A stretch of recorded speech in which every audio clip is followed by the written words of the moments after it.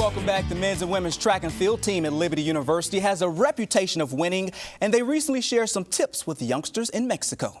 This summer, the team journeyed to Guatemala to use their talents in a way that will never be forgotten. Chierstin Susel is standing by with the man in charge.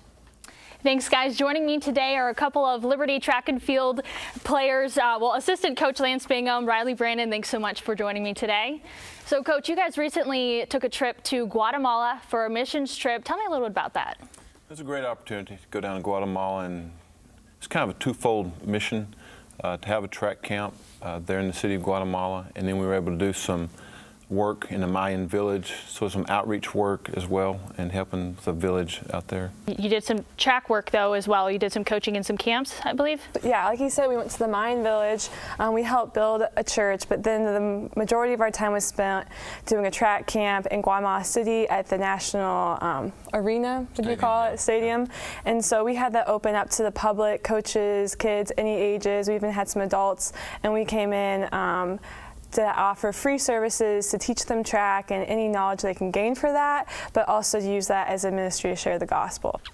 And you know, I think one of the underlying themes always with missions trips is you guys go out there, you know, you build houses, build churches, share your testimonies, whatever it may be, in order to positively impact others, but then you end up coming away with a lot as well. Riley, what was something that maybe you took away from the experience? Yeah, going into it, he's done it multiple times, but this is my first mission trip ever, even just going to another country. And so for me, getting to share my gospel with those people and seeing a different culture and way of life.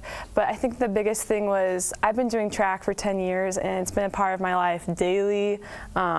And it was cool to see how I could use that as a ministry tool. I think sport is such a great tool to be able to share your faith, although, you know, many may not think of it as that. What about you? Well, for me, it's just being able to continue to prepare our young men and women to go out into the world and to get a big picture of what God's doing. You know, a lot of times we think, okay, God's in this little box in Lynchburg, Virginia, or just right here. And then when they go out and see the poorest of the poor and work in that environment and get to share their testimonies with other groups and get stretched a little bit, they see that God's about sharing His renown, His glory to people all over the world. And when they get that picture and they get that understanding, it changes them. Whether they go into full-time missions or not, they get a grasp and a glimpse of what God's doing globally and for His kingdom's sake. And so you guys brought a couple things with you. You want to share what those are? This is just a flag that they presented at the end of the track camp. It's just a Guatemalan flag on the right side up here, and it was kind of neat. One of the adults in the camp presented this to me. It's just kind of a special Guatemalan pin.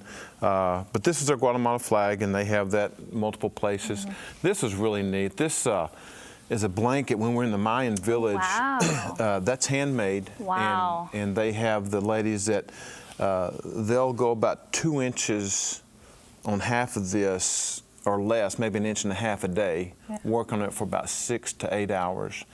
It takes them about 3 months to make one of those, and they'll sell it for $30. And then as soon as the one lady that sold that, she rode partway back with us to go purchase sugar, flour, and some of the needs for cooking needs. So it was very humbling. But if you see the quality of that and you see how they make this, you're like, oh my, it's just incredible. I can tell from a distance just the detail. Yeah. Wow, that's impressive.